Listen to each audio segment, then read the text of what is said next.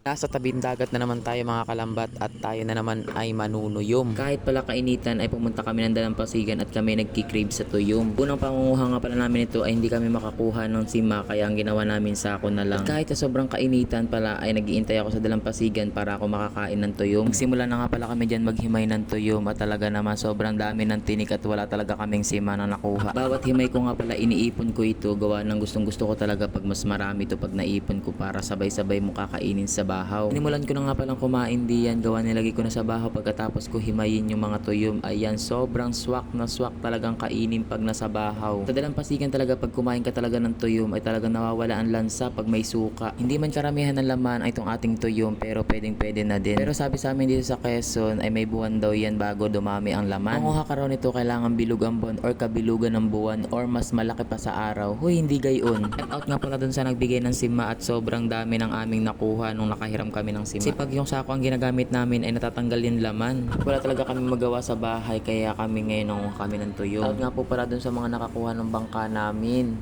Sana maibalik naman ninyo. Yun lang po talaga ang kabuhay ng aking mama at papa at doon po ako nagsimula mag-vlog. Yung balik tayo sa panunuyom at binubuo na nga pala ng kapatid kong ito at sobrang dami at ang lalaki ng tuyom. Shout out nga po pala kay LV Remorta Oliodo, Jana Dungo Graganas, Flor Macaya Bornales, Arlene Cinco Midliton at kay Himelson Cades.